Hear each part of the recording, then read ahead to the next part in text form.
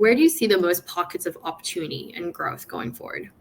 The most opportunity, I think the opportunity in my mind around, taking it to AI again and this new paradigm that we're in, opportunity is going to be for those folks who figure out what the competitive dynamics of AI are going to be.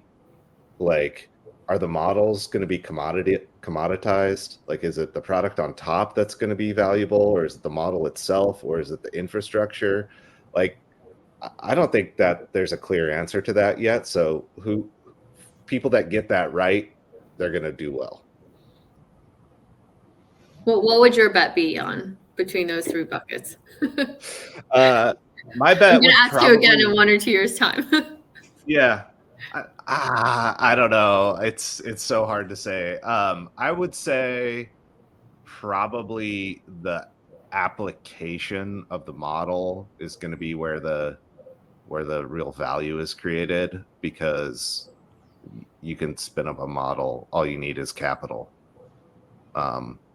and knowledge of how these things work is pretty broadly distributed. So I think the models themselves are not going to be like the money generators. They're going to facilitate a lot of that, but I think the unique applications and the folks that get that right and think creatively about it, that's where the value is going to be.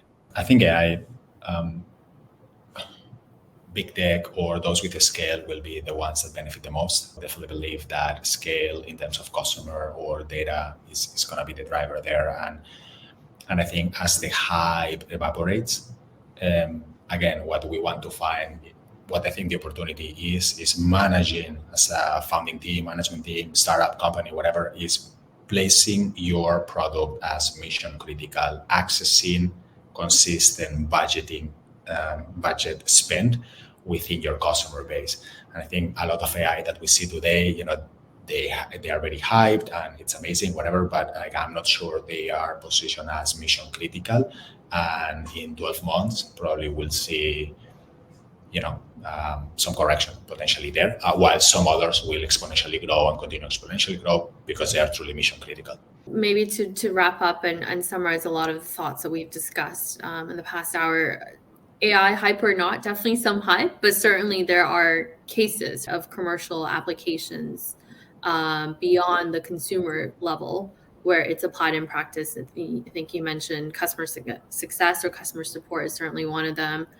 There's lots of tools out there that are removing the need for, writing code at scale with large engineering teams as well. So we've seen a lot of different applications. What that means in terms of revenue and ultimately profit and cash, who knows? Don't think any of us have a crystal ball on this, but certainly it's important for companies to really think about how their own data that they're collecting from their business, as well as the underlying data that their customers have, are being leveraged to train machine learning and AI models, because that's going to provide a competitive edge going forward, not only from a funding point of view, but also from a valuation point of view. Right. And as teams, not only entrepreneurs and also finance teams, think about planning during Q4, I think that's really important that those aspects are kept in mind.